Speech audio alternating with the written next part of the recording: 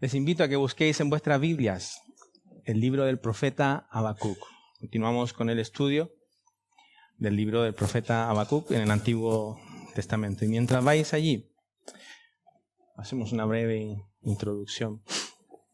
Existe un sistema filosófico, religioso, podríamos llamar, llamado deísmo, con D, deísmo. Y aunque parezca poco familiar este término, pues la enseñanza que tiene, pues sí es bastante común, es bastante popular. Lo que profesa, lo que cree este deísmo, es que cree en un Dios que hizo el mundo. Cree en un Dios que lo creó, pero que lo deja trabajar sobre sus propios principios naturales. Un Dios que de alguna cierta manera medio supervisa su creación, pero que no interviene en su creación. Es decir, Dios no obra milagros. Dios no interviene en su propia creación. Dios no intercede a favor de los hombres. Una ilustración que aclara un poco más este sistema de creencia es ver a Dios como un relojero. Un Dios como un relojero. Crea un reloj, le da cuerda y lo deja funcionando, lo deja que funcione solo. Sabemos que hay un Dios porque, hay una creación. Podemos llegar a conocer cualquier cosa porque, está la creación allí, pero cualquiera puede creer lo que crea de ese Dios porque, supuestamente nos ha dado esa libertad, pero nunca de ninguna manera lo veremos actuando a favor de nosotros en nuestras vidas. Porque aquel Dios de este sistema nos dejó a nuestras propias expensas. Dios hizo el mundo, pero nos dejó solos. Qué como visión más trágica, ¿no? Qué como visión más deprimente. Es que, ¿qué sentido tiene la vida si esto es verdad? Si este sistema fuese verdad, ¿qué propósito tiene la vida? ¿Qué ánimo, qué consuelo puede entregar este sistema cuando sufrimos problemas, cuando sufrimos dificultades? ¿Qué seguridad, qué confianza puede dar este sistema filosófico religioso? Pues en contraste con esta creencia, en contraste con este sistema filosófico religioso, se encuentra nuestro gran Dios, ¿no? El Dios de la Biblia. Nuestro grande, maravilloso y poderoso Dios. Un Dios que afirma en su palabra ser el creador de todo, ser el creador del universo. Un Dios que se muestra como sabio, como justo, como bueno, pero que además Él es soberano de su creación. Él gobierna su creación. Él dirige su creación y Él está llevando adelante su propósito en su propia creación, haciéndolo para su propia gloria y su propia honra. Podríamos citar innumerables pasajes, hermanos, para corroborar lo que estamos diciendo aquí, pero bástenos uno por el momento. Romanos capítulo 11, versículo 36 dice: porque de Él, y por Él, y para Él son todas las cosas. A Él sea la gloria por los siglos. Amén. Esto sí que es consuelo, ¿no? Esto sí que es seguridad. Este Dios sí que se puede confiar en Él en medio de cualquier circunstancia. Por Él sabemos que este mundo entonces no va a lo loco. Este mundo no va sin sentido. Este mundo no va sin propósito. Esto es lo que va a comenzar a aprender Habacuc. Esto es lo que él va a empezar a entender. Habacuc, porque recordemos, estuvimos viendo su queja delante de Dios. Él está teniendo un problema allí. En vez de estar continuando en medio de las circunstancias, viviendo por la fe en Dios, por la fe en este grande Dios, él se está desviando y está comenzando a vivir por vista, por lo que está ocurriendo allí en su entorno, por lo que está ocurriendo allí en sus circunstancias. Y ello le está llevando a conclusiones equivocadas. Es que el mal está prosperando y parece que Dios no hace nada. Parece que el mal de alguna forma está venciendo y Dios permanece inactivo. Pues Dios responderá al profeta. Dios dará una primera respuesta al profeta y en primer lugar lo que va a hacer es justamente mostrando su soberanía, mostrando que Él está en el control, en el gobierno de todo. Pero también, en segundo lugar, veremos que Él actuará enviando juicio. Veremos la justicia de Dios en acción hacia aquel pueblo que Habacuc estaba mirando. Eso estaremos viendo en esta primera respuesta que el Señor dará a Habacuc en el capítulo 1 del libro de Habacuc, en los versículos del 5 al 11. Pero, para recordar, para refrescar el contexto, vamos a leer del versículo 1 del capítulo 1 de Habacuc hasta el versículo 11.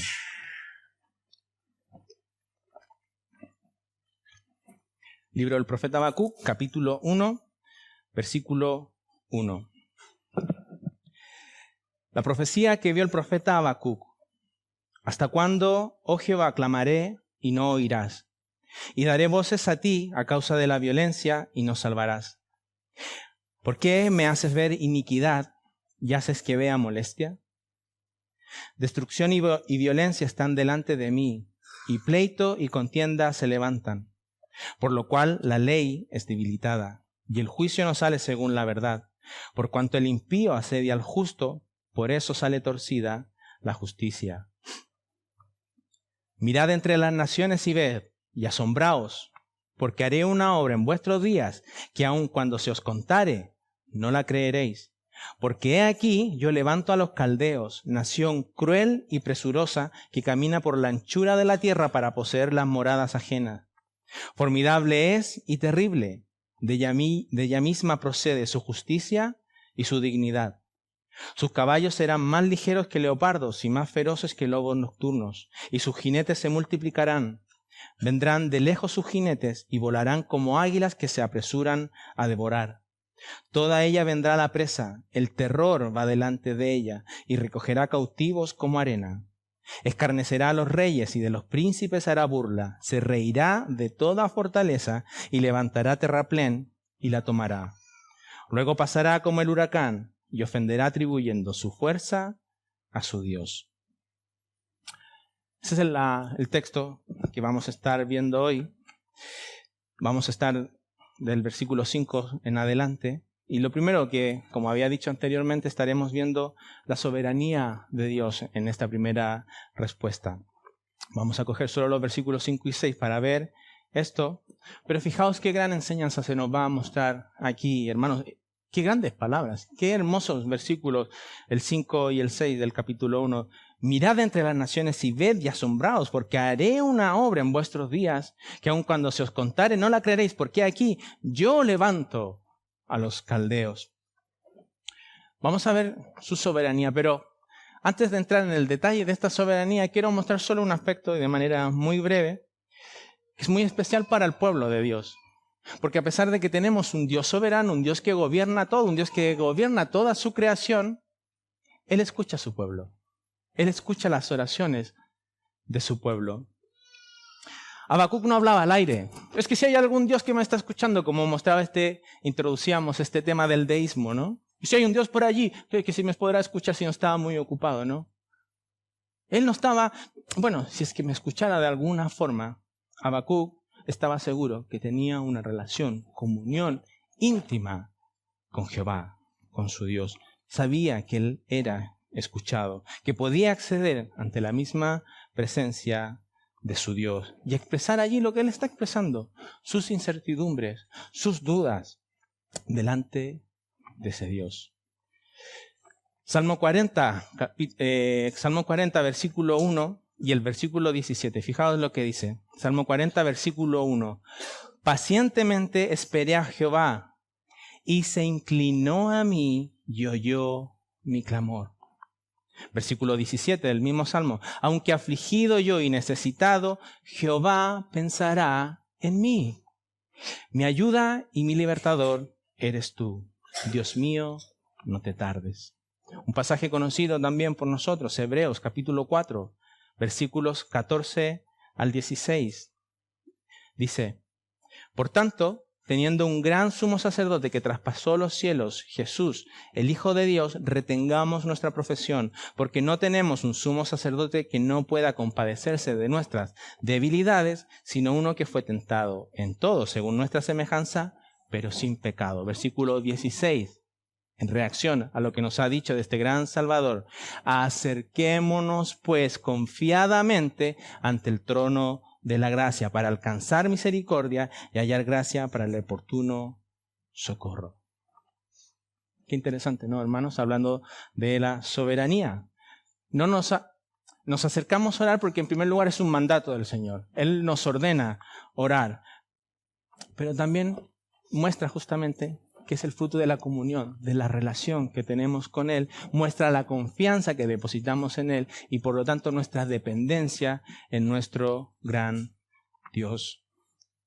Poned atención a esto, hermanos, porque Habacuc en el capítulo 1 está en dudas.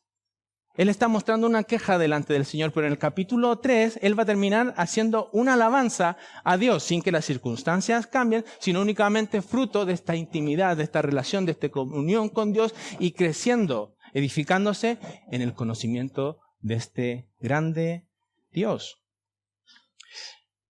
Cuando hablamos de soberanía de Dios, no estamos hablando que es incompatible con la oración de los creyentes a este Dios soberano. Habacuc ora a Dios. Dios no le responde, Habacuc, ¿por qué oras? ¿Acaso no sabes que yo soy soberano y que no es necesario orar? De hecho, la siguiente porción del capítulo 2 es la respuesta a otra oración de Habacuc porque no está completamente entendiendo lo que ha ocurrido en esta respuesta de Dios.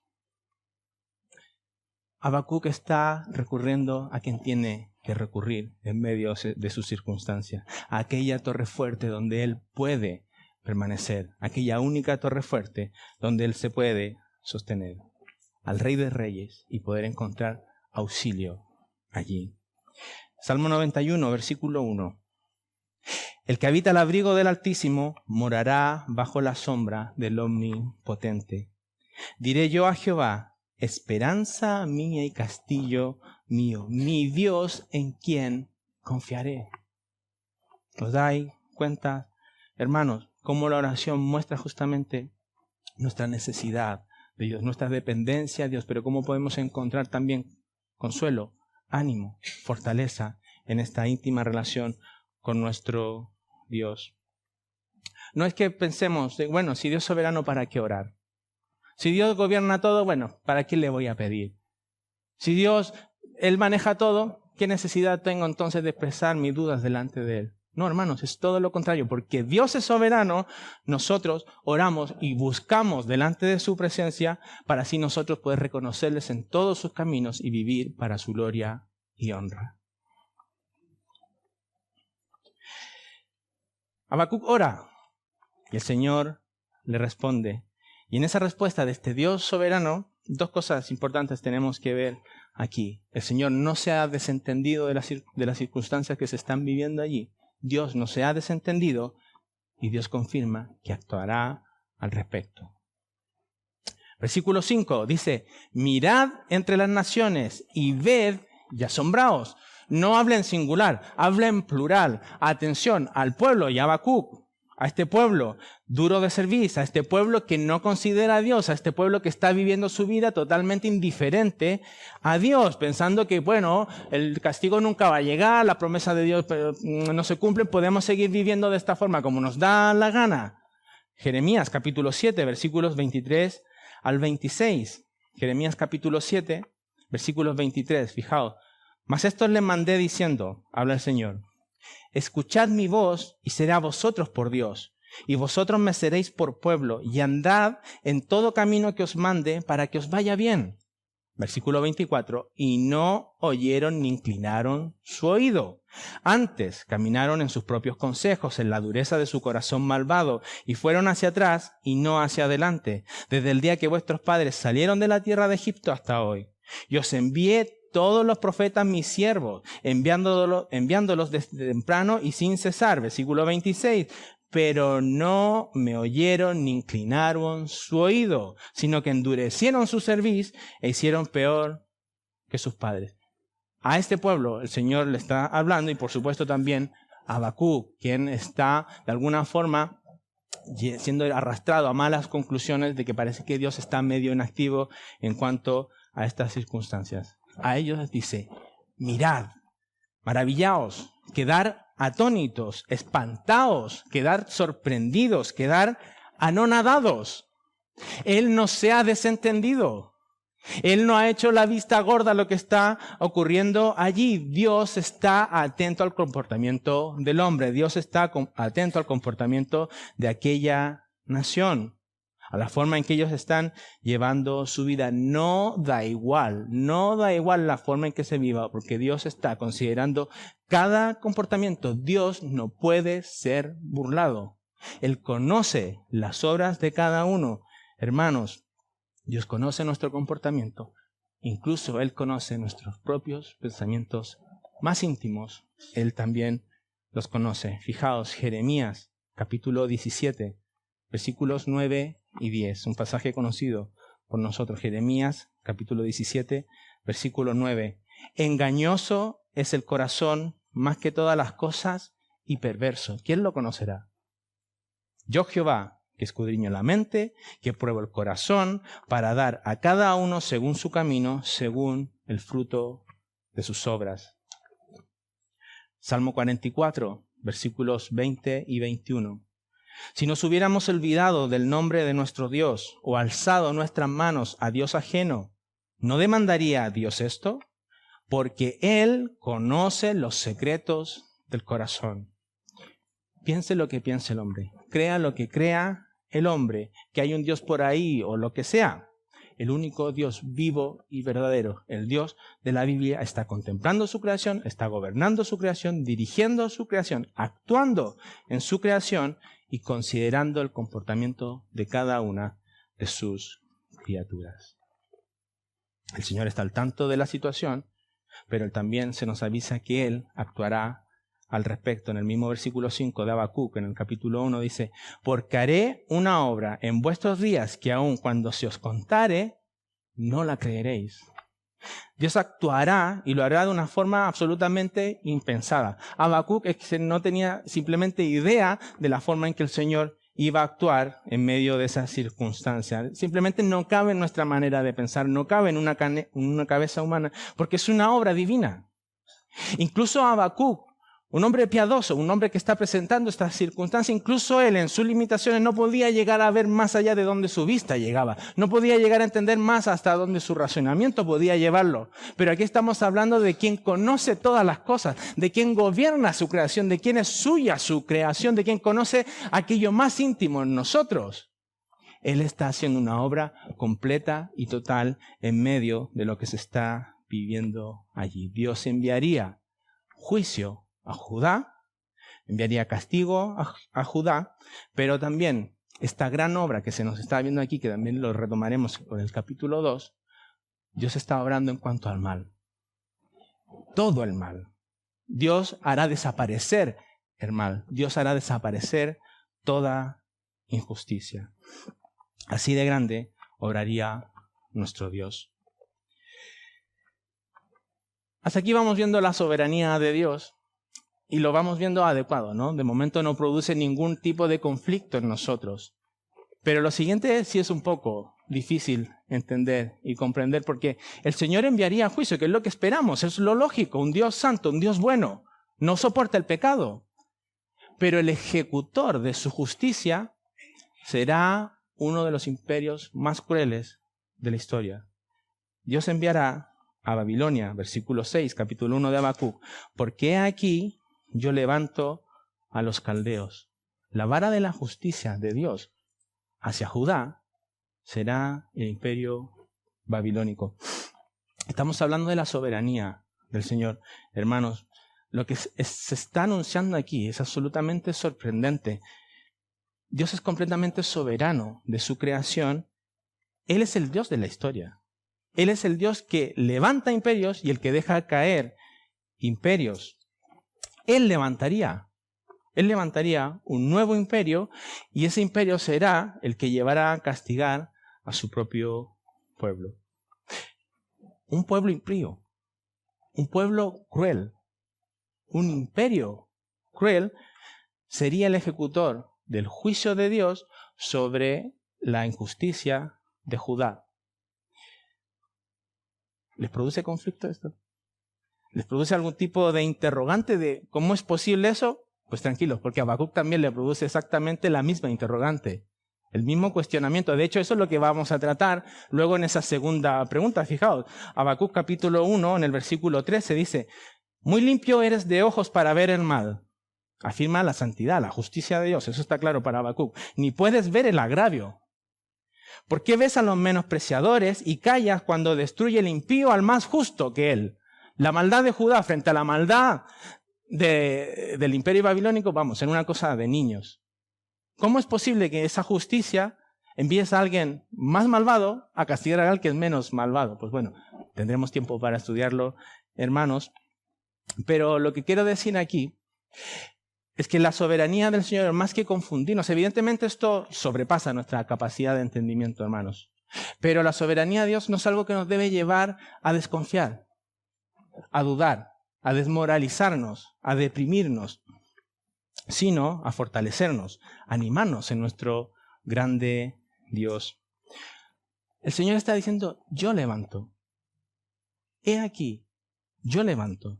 Dios soberano, Dios gobernando absolutamente todo. Y fijaos todo lo que podemos desprender de estas palabras del Señor.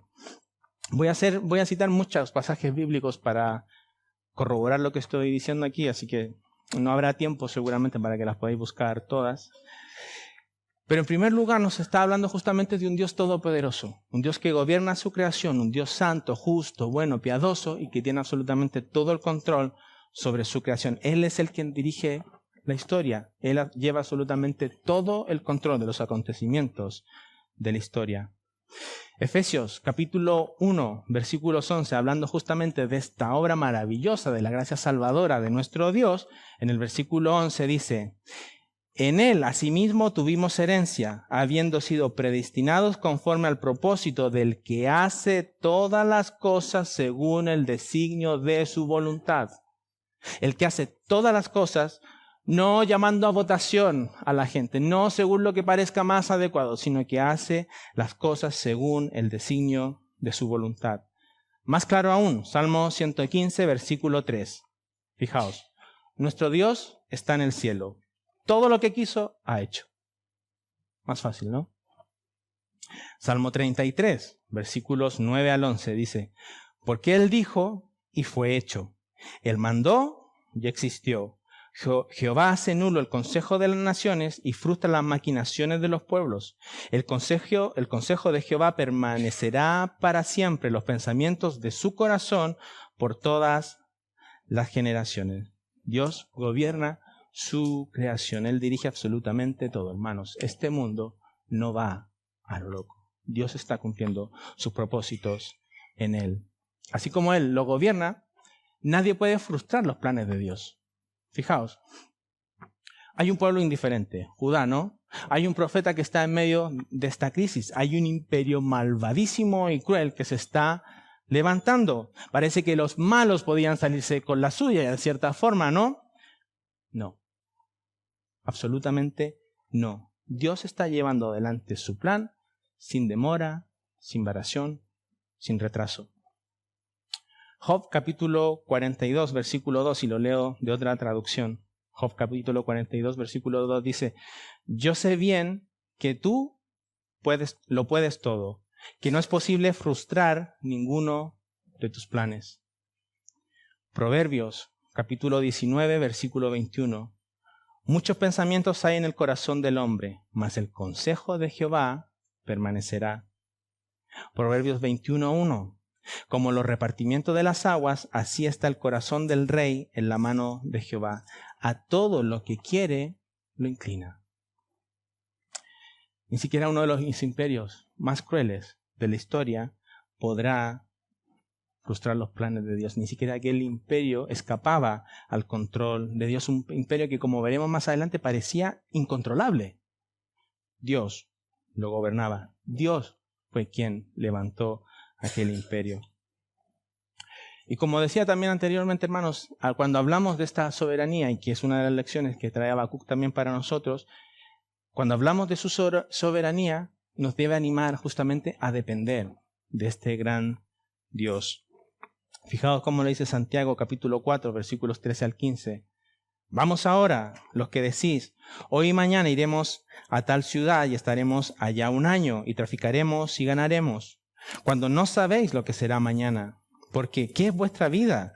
Y ciertamente es neblina que se aparece por un poco de tiempo y luego se desvanece. El lugar de lo cual deberíais decir, si el Señor quiere, viviremos y haremos esto o aquello. Quienes viven en comunión con el Señor, quienes se deleitan en el Señor, pues sin duda también buscan depender del Señor, someterse al Señor, someterse a la voluntad, a sus designios, de manera gustosa y deleitosa. Podemos confiar, depender en este Dios. Y fijaos en esta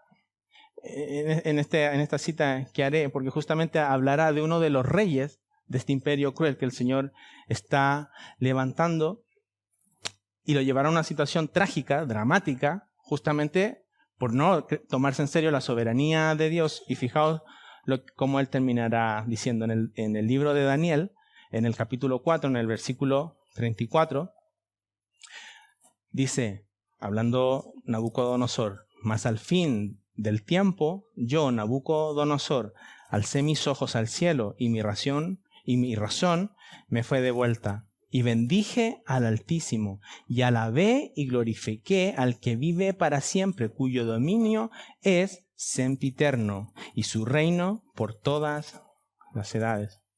¿Os dais cuenta cómo la soberanía del Señor lleva a alabar a Dios, a confiar en Dios? Primera de Timoteo, capítulo 1, versículo 17. En cuanto a esta obra de salvación, dice, por tanto, al Rey de los siglos, inmortal, invisible, al único y sabio Dios, sea honor y gloria por los siglos de los siglos. Amén. A pesar de que nosotros no podamos llegar a comprender la soberanía de nuestro Dios, no debe ser algo que a nosotros nos arrastre a la confusión, a la duda, a desmoralizarnos. Si Dios es soberano, vale, sí, yo sé que es soberano, pero ¿por qué ahora? ¿Por qué en este tiempo? ¿Por qué a mí? ¿Por qué estas circunstancias?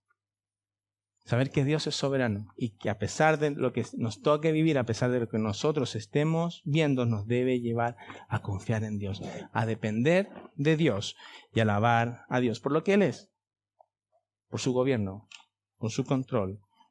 Y también, como nos muestra aquí, porque Él está guiando su creación, pero Él también está considerando todo lo que ocurre allí y está guiando todo justamente para aquel día en donde Él demande a cada uno de los hombres por aquel comportamiento que tuvieron delante de Él en su creación.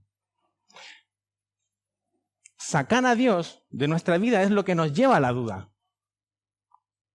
Sacar a Dios de lo que estamos viendo es justamente lo que nos atormenta. Pensad, hermanos, si quitamos a Dios, ¿en qué confiamos? Sacamos a Dios, ¿de qué podemos depender? ¿Qué nos puede dar seguridad? ¿Qué nos puede alentar? ¿Qué nos puede animar? Es justamente no confiar en Dios lo que nos debe llevar a la desesperación. Habacuc estaba justamente siendo arrastrado a no vivir por la fe, sino vivir por la vista. Es viviendo por la vista, es justamente alejándose un poco de Dios, en que él le parecía que el mal triunfaba, en que parecía que Dios estaba de alguna forma inactivo. Pero Dios dice, en ninguna manera es así. Él está al tanto de todo, Él está considerando las obras y Él enviará un juicio. Y es lo segundo que vamos a estar viendo en cuanto al juicio de Dios. Y si veis en el boletín está como 2 puntos, porque primero justamente queremos verlo por separado, a Babilonia siendo el ejecutor del juicio de Dios, y luego algunas consideraciones importantes en cuanto a este juicio sobre nosotros y cómo debiese animarnos también ello. Vamos a ver un poco en cuanto a lo que es esta nación, lo que se nos describe aquí en este pasaje, en cuanto a lo que el comportamiento que tiene la nación de Babilonia. El mismo Señor dice en el versículo 6 del capítulo 1 de Habacuc, que es una nación cruel y presurosa, que camina por la anchura de la tierra para poseer las moradas ajenas. Cruel es que quiere decir es una nación feroz, una nación violenta, una nación que actúa con furia, que actúa solo de una forma, sabe solo dirigirse y mirar su vida desde una sola manera. Destrucción total. Hacia donde mire, hacia donde apunte, solo sabe actuar de esta manera, en destrucción. Por eso es que también se les diga que es cruel y presurosa. Es que es su forma de que tienen de actuar, de vivir. No les va a temblar la mano, no van a dudar en cuanto a cómo tienen que actuar indiferente de quien se les ponga allí adelante. Es una nación que no muestra misericordia. Es una nación que no está dispuesta a echar pie atrás en cuanto a las decisiones que toma. Es una nación sin ni una pizca de compasión. En el versículo 7 se nos dice que formidable es y terrible. Además, es imponente, es fuerte, que si te cruzas con ella tú sabes que de ahí ya no sales. Pero es terrible, aterroriza. El que la mira se acobarda. No solo no puedes escapar de ella, pero si te topas con ella, te tiemblan las piernas porque sabes que estás perdido. Nos dice además en este mismo versículo 7 que de ella misma procede su justicia y su dignidad. Su manera de actuar no pasa por un razonamiento lógico, sino que va marcado por su hambre y su sed de sed. Su hambre y su sed de poder, por su furia. No hay ley que sirva para imponer sobre su voluntad. Simplemente, hermanos, no respetan nada. Allí no hay honor, allí no hay inequidad. Nadie, absolutamente nadie les dice cómo comportarse. Fijaos cómo se nos relata luego en los versículos 8 y 10 su manera de actuar. Dice, sus caballos serán más ligeros que el leopardo y más feroces que lobos nocturnos, y sus jinetes se multiplicarán. Vendrán de lejos sus jinetes y volarán como águilas que se apresuran a devorar. Toda ella vendrá a la presa, y el terror va delante de ella, y recogerá a cautivos como arena. Escarnecerá a los reyes, y de los príncipes hará burla. Se reirá de toda fortaleza, y levantará terraplén, y la tomará. Un ejército, hermanos, que siempre está listo para atacar. Nunca serán ellos los sorprendidos, sino que es un ejército que siempre está listo para destruir, listos, hambrientos de violencia, hambrientos por conquistar. Es que nunca tienen suficiente, nunca están saciados, así como una fiera cazadora no dejará a su presa hasta verla muerta, hasta verla absolutamente destruida. Simplemente se nos está hablando aquí de un imperio que no deja escapatoria.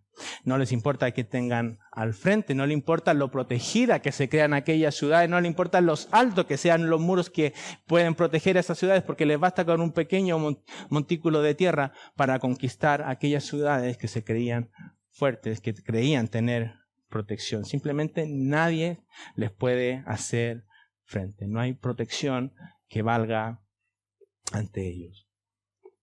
Y fijaos en el versículo 11, dice, luego pasará como el huracán y ofenderá atribuyendo su fuerza a su Dios.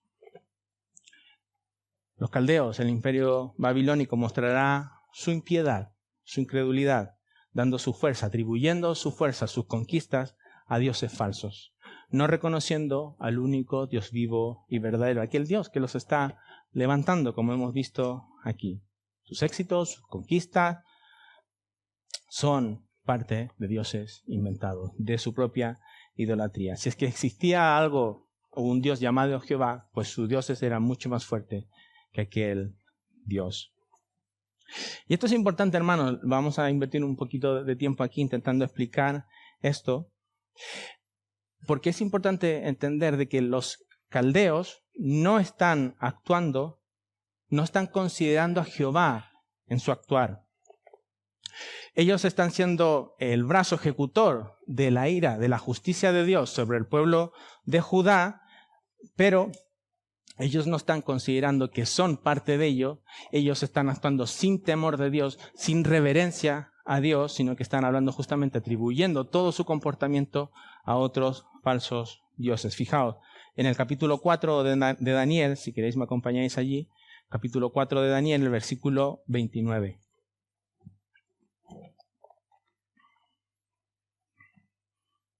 Recordad, el Señor los está levantando para ser los ejecutores del juicio sobre Judá, pero ellos no están considerando al Dios que los está levantando, están actuando por su propia cuenta. Daniel capítulo 4, versículo 29. Dice, al cabo de 12 meses, paseando en el palacio real de Babilonia, habló el rey y dijo, ¿no es esta la gran Babilonia que yo edifiqué para casa real con la fuerza de mi poder y para gloria de mi majestad? ¿Os dais cuenta cómo está hablando el rey de Babilonia? No considerando a Dios, ni estimando a Dios, quien fue y que se nos relata aquí que es el que levantó este imperio. Versículo 31. Aún estaba la palabra en la boca del rey cuando vino una voz del cielo. A ti se te dice, rey Nabucodonosor, el reino ha sido quitado de ti, y de entre los hombres te arrojarán, y con las bestias del campo será tu habitación, y como a los bueyes te apacentarán, y 7 tiempos pasarán sobre ti, hasta que reconozcas que el Altísimo tiene el dominio en el reino de los hombres, y lo da a quien Él quiere. Babilonia está actuando, hermanos, de una manera inmisericordia. Babilonia está actuando de una forma en que simplemente no está considerando a Dios, no está considerando este deber, esta responsabilidad que le ha dado de ser el ejecutor del juicio sobre Judá, sino todo lo contrario. Están siguiendo sus propios dioses. Y es por eso que luego en el capítulo 2 veremos el juicio de Dios ahora sobre Babilonia, por este comportamiento, por actuar de una forma irreverente delante de Dios, sin temor de Dios. Tenemos que ver esta diferencia, hermanos, y es importante. El Señor ha levantado a Babilonia, pero a la vez espera también de aquella ciudad una responsabilidad, demanda una responsabilidad en cuanto a lo que se ha dado. Es lo que le digo, lo veremos un poco más adelante cuando lleguemos al capítulo 2, pero Babilonia también será juzgada. Y a lo menos de toda esta porción tenemos que sacar 2 lecciones en lo que vemos aquí. Porque hemos visto a Babilonia y estamos hablando de un imperio que es incapaz de ser derribado por fuerza humana.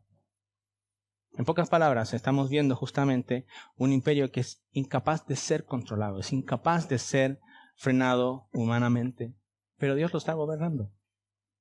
Dios está gobernando sobre aquel imperio. Es que es Él el que le ha permitido que exista el imperio babilónico. Hermanos, todos los gobiernos de este mundo, poderosos, más débiles, todos están bajo la voluntad de Dios. Y hermanos, no porque uno sea más débil y otro más fuerte significa que Dios tiene que hacer un esfuerzo extra por someter a aquellos que son más fuertes. Dios está sentado en su trono, dirigiendo absolutamente toda su creación. Así de poderoso es nuestro Dios, hermanos.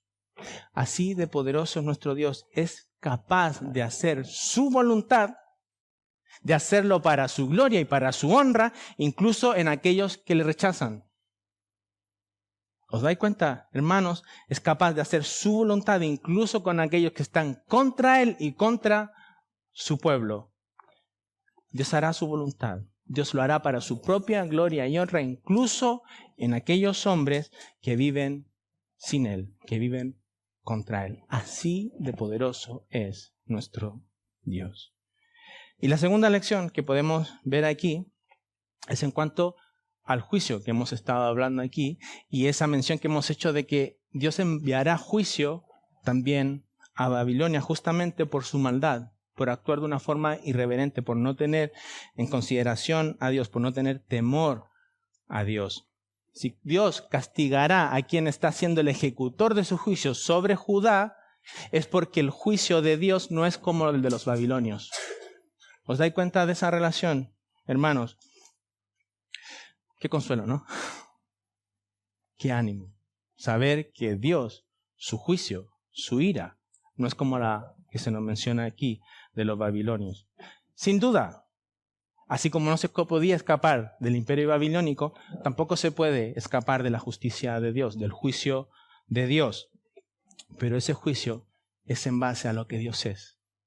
Un Dios bueno, un Dios santo, un Dios justo, un Dios amoroso, un Dios que tiene una ira santa. Y con eso quiero llevar justamente al último punto en cuanto a estas características de la justicia de Dios y cómo ello nos puede animar, cómo ello nos puede fortalecer, como lo hará también con Habacuc. Y lo primero que vemos en cuanto a esta justicia de Dios, que no es una justicia caprichosa, ¿no? No es que Él se levantó un día con ganas de castigar, en este diálogo, en esta metáfora de que se levanta Dios, pero no fue de un día para otro que se le ocurrió castigar a los hombres, sino que fue a causa del mal.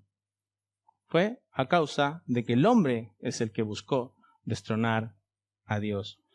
Leímos al comienzo del culto el Salmo 2, versículos del 1 al 4. ¿Por qué se amotinan las gentes y los pueblos piensan cosas vanas? Se levantarán los reyes de la tierra y príncipes consultarán, unidos contra Jehová y contra su ungido, diciendo, rompamos sus ligaduras y echemos de nosotros sus cuerdas. El que mora en los cielos se reirá. El Señor se burlará de ellos, luego hablará a ellos en su furor y los turbará con su ira. Hermano, lo hemos estado viendo en algunos estudios por la mañana, que Dios no nos creó para castigarnos. Él estaba hambriento de sed, de ira, de juicio, de castigo, y hizo a la humanidad para deleitarse en castigar a los hombres. Dios nos hizo para que nos deleitásemos en Él, viviendo para su gloria, para su honra. Es su creación la que entró en una abierta rebelión contra su propio Creador. Nosotros nos desviamos. Y nuestro Dios, lleno de gracia, todopoderoso, nuestro Creador, creador de todo, de nosotros, tiene el derecho para llamarnos a juicio por nuestro comportamiento. Y darnos el pago, por supuesto, de lo que nuestras obras merecen. Otro aspecto es que estamos hablando de este juicio y es un juicio seguro. No llegaremos al final y que parece que, bueno, Dios aceptará todo, se hará ahí su oferta de perdón masiva, ¿no? Es un castigo seguro. El Señor dice aquí en Habacuc, haré una obra en vuestros días. Y la amenaza del juicio se cumplió. La advertencia al final se terminó cumpliendo. Y es cierto que hay aquí un cumplimiento a corto plazo, ¿no? El Señor enviaría al imperio de Babilonia, arrasaría allí con Judá, serían enviados, serían deportados. Pero también recordad que estamos viendo esa obra que no creeréis, esa obra divina que está haciendo el Señor, está hablando justamente sobre acabar el mal, sobre acabar la injusticia que está ocurriendo allí en el mundo. Está hablando de aquella promesa del juicio final, donde todo hombre deberá dar cuentas delante de nuestro Dios. Hebreos, capítulo 10, versículos 26 al 31. Si queréis lo vais allí. Hebreos, capítulo 10. Versículo 26 dice, porque si pecáremos voluntariamente, después de haber recibido el conocimiento de la verdad, ya no queda más sacrificio por los pecados, sino una horrenda expectación de juicio y de hervor de fuego que ha de devorar a los adversarios. El que viola la ley de Moisés por el testimonio de 2 o de 3 testigos, muere irremisiblemente. Versículo 29.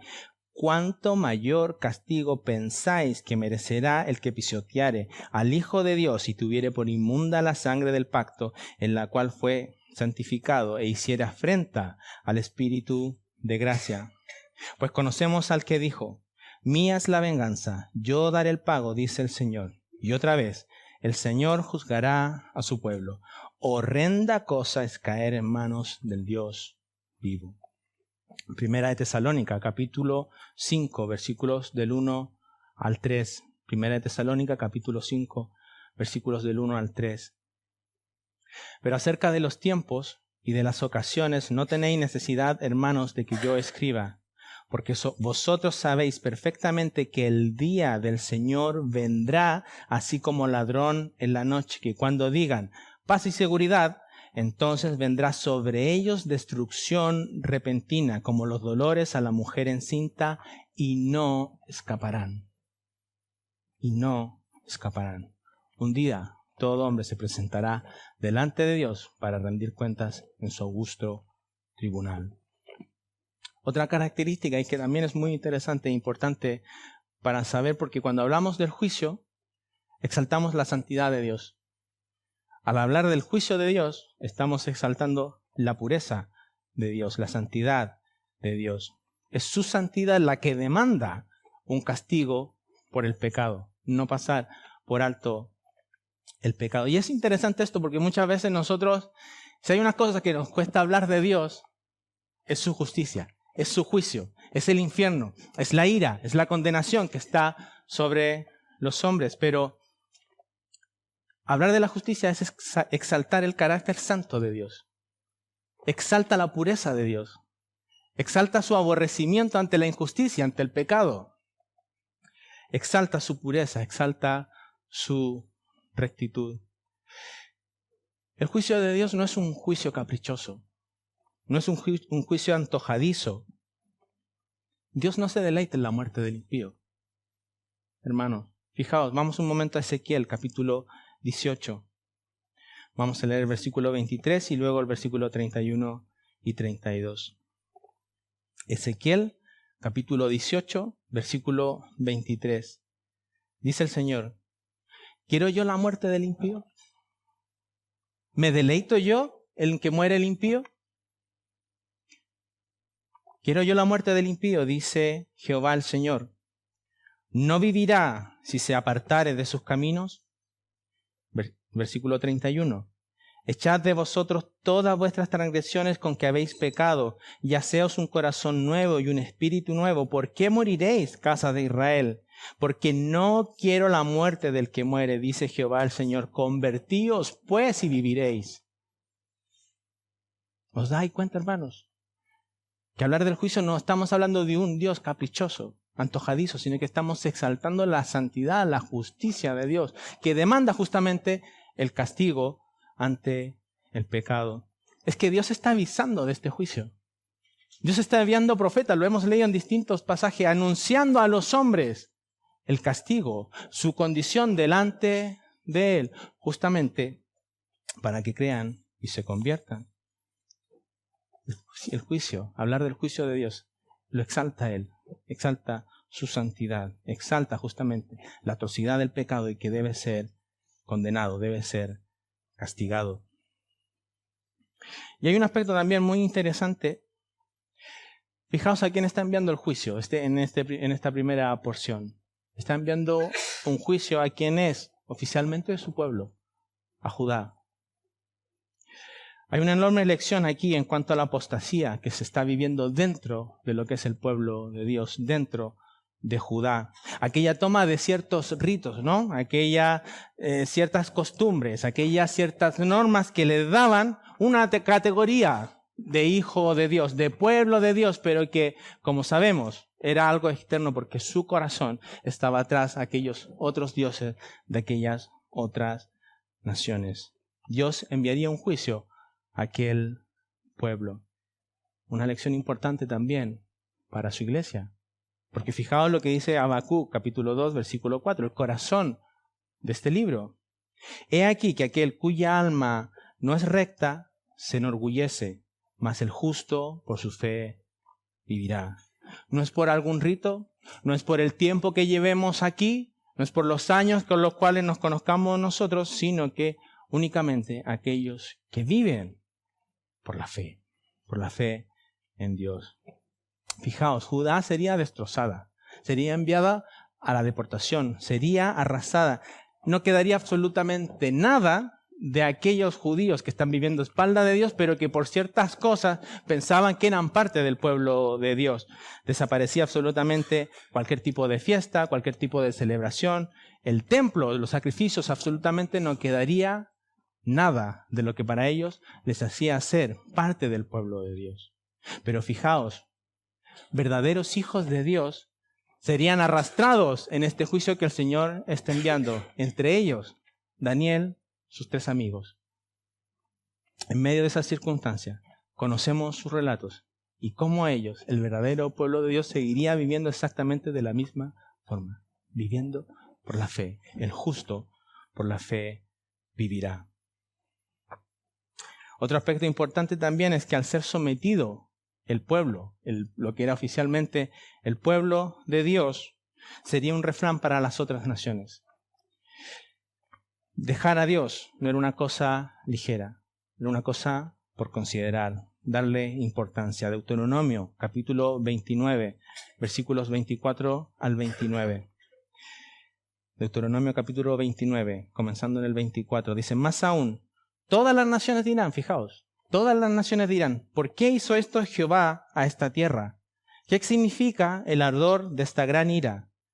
Versículo 25, y responderán, por cuanto dejaron el pacto de Jehová, el Dios de sus padres, que él concertó con ellos cuando los sacó de la tierra de Egipto, y fueron y sirvieron a dioses ajenos, y se inclinaron a ellos, dioses que no conocían y que ninguna cosa les habían dado. Por tanto se encendió la ira de Jehová contra esta tierra, para traer sobre ella todas las maldiciones escritas en este libro. Y Jehová los desarraigó de su tierra con ira, con furor y con grande indignación, y los arrojó a otra tierra, como hoy se ve. Las cosas secretas pertenecen a Jehová nuestro Dios, mas las reveladas son para nosotros y para nuestros hijos, para siempre, para que cumplamos todas las palabras de esta ley. Lo que ocurría allí era un testimonio a las naciones de que no es cosa ligera darle la espalda a Dios, ignorar su juicio, ignorarle a Él. Y espero, hermanos, estar mostrando una imagen catastrófica de lo que está ocurriendo allí, porque hasta aquí ahora, de alguna manera, a través del profeta o algún relato, no vemos muy claramente a Cristo, ¿no? Pero lo que estamos leyendo, en esta justicia de Dios, en esta santidad de Dios, espero, hermanos, que vosotros también estéis entendiendo la incapacidad que tenemos nosotros delante de ese Dios, y por lo tanto es que necesitamos a un Salvador para poder ser librados de aquel juicio. Es que este pasaje que llevamos está gritando a voces la necesidad de un Salvador, porque por nosotros es imposible escapar del juicio de Dios. Si Él conoce hasta lo más íntimo de nuestro ser, si Él conoce aquellas cosas que nosotros no queremos que otros sepan, simplemente estamos perdidos.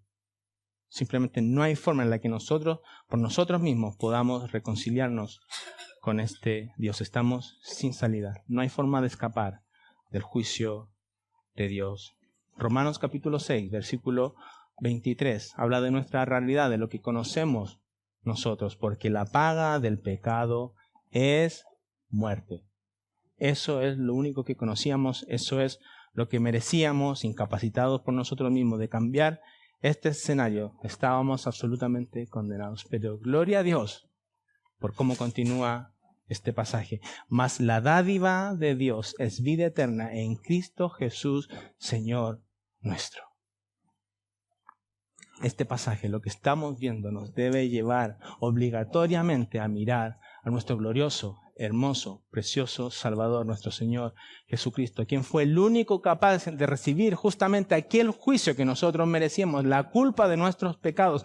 Él, de manera suficiente y única, la saldó allí en la cruz. Y por su justicia, hoy nosotros vivir, tener perdón de pecados y tener una vida eterna. Ningún hombre, absolutamente ningún hombre en aquel augusto tribunal delante de Dios saldrá libre, a menos que vaya revestido de la justicia perfecta de nuestro Señor Jesucristo. De aquí que Pablo luego cite a Habacuc en el libro de Hechos, justamente mostrando el juicio que caería ahora hacia los hombres por rechazar esta enorme salvación, por rechazar la obra de nuestro Señor Jesucristo. En el versículo 5 de Habacuc, en el capítulo 1, es el que Pablo va a citar con algunas leves variaciones, como veremos.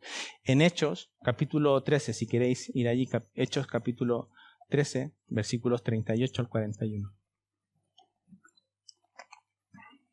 Hablando justamente sobre que el juicio caería sobre aquellos ahora que desprecien a Cristo. Versículo 38 del capítulo 13 de Hechos dice: Sabed pues esto, varones hermanos, que por medio de Él, de Cristo por supuesto, se os anuncia perdón de pecados, y que de todo aquello de que por la ley de Moisés no pudisteis ser justificados, en Él es justificado todo aquel que cree.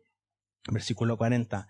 Mirad pues que no venga sobre nosotros lo que está dicho en los profetas. ¿Qué es lo que está dicho? El juicio que el Señor estaba anunciando allí. Versículo 41. Mirad, oh menospreciadores, y asombraos y desapareced. Porque yo hago una obra en vuestros días, obra que no creéis que no creeréis si alguien os las contare. Lo que estamos hablando aquí no es una broma. No es algo para tomarlo a la ligera, no es algo para olvidarlo nada más salir de la iglesia. Dios promete finalmente acabar con todo el mal, restaurarlo absolutamente todo, pero una última advertencia aquí.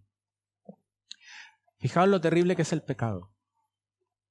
¿Cómo nos puede dañar? ¿Cómo nos puede afectar? Porque aquel pueblo desobediente, aquel pueblo que no escuchaba a Dios, ¿sabéis lo que hicieron? Se levantaron propios profetas para contradecir lo que Dios decía y poder acallar esas voces del juicio y poder dar una aparente paz en sus almas, siguiendo esa vida de impiedad delante de Dios. Jeremías capítulo 27, versículos 14 y 15, fijaos lo que dice el Señor. No oigáis las palabras de los profetas que os hablan diciendo. Fijaos, hermanos, con todo lo que hemos dicho. Fijaos lo que estos falsos profetas profetizaban, pero sabiendo que eran falsos profetas. No serviréis al rey de Babilonia. Tranquilo, que a ese imperio feroz, inconquistable, vosotros los vais a conquistar.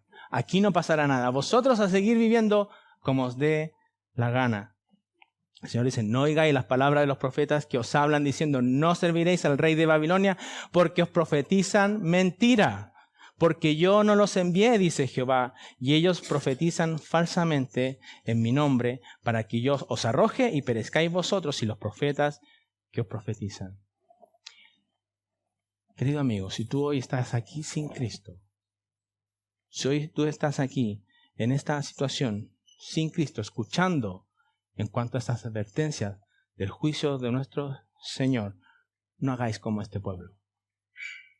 No levantéis falsos profetas que les den una falsa tranquilidad. No pensemos en la muerte. No piensen en eso del juicio. ¿Cómo va a haber un Dios tan malo que quiere enjuiciar a la humanidad? Pensad en un Dios de amor, que queda mucho tiempo para estas cosas, o lo que sea que estéis levantando para callar estas voces, esta solemne voz del Señor, de su juicio y de la condenación.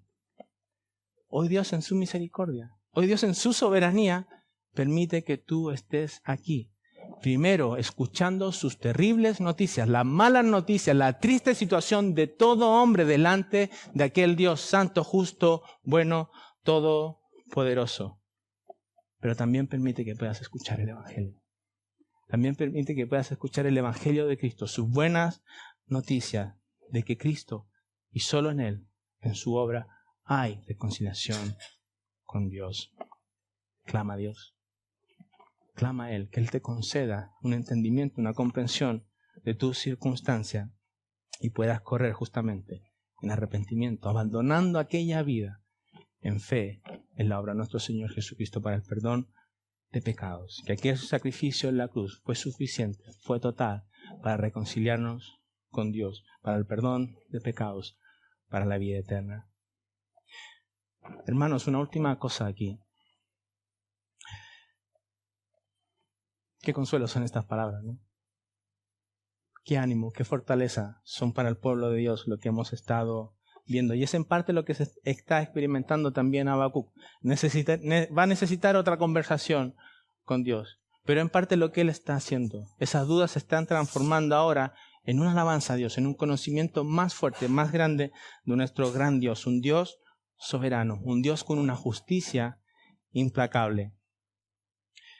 Y que eso, hermanos, nos debe llevar entonces a vivir una vida en fe. A pesar de lo que nosotros veamos, a pesar de lo que nosotros estemos viviendo, las circunstancias que nos rodeen, seguir confiando en este gran Dios que tenemos. Porque un ejemplo muy rápido, hermanos. Nosotros ponemos 5 minutos el telediario, el noticiario, y nuestras conclusiones son muy rápidas, ¿no? No son por fe. Nuestras conclusiones son más bien por vista, ¿no? Es que este mundo va a lo loco. Es que este mundo no hay quien lo controle. Este mundo va desenfrenado. Parece que el mal prolifera por todas partes. Parece que el pueblo de Dios está encogido, guardado. Pobrecitos de ellos. Pero lo que hemos estado viendo, que el Señor dice de ninguna manera. Yo estoy al cuidado, yo estoy considerando, yo estoy tomando nota y demandaré nota de todo aquel que se haya comportado de una forma irreverente delante de Él, de todo aquel que no vaya cubierto por la justicia de Cristo. Fijaos, vivid por fe, vivid por lo que Dios es, vivid por lo que Dios nos dice que hace. Vivid, hermanos, por la expansión de aquel reino. ¿Cuánto consideramos a diario, nuestro diario vivir, que en países que están bajo persecución, peores en el que estamos nosotros, Dios sigue levantando a muertos a vida en Cristo Jesús? Contemplemos su obra, contemplemos su reino, contemplemos a este gran Dios soberano, justo y que está llevando adelante su plan sin retraso, sin demora, llevando a Cristo, en Cristo, a pecadores, a muertos, a esclavos en el pecado, a vivir ahora para su gloria y para su honra. Oremos.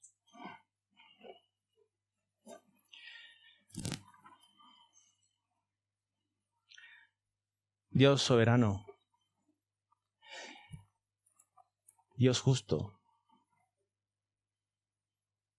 Señor, ¿cuántas veces nos hemos reflejado como Habacuc en nuestras vidas?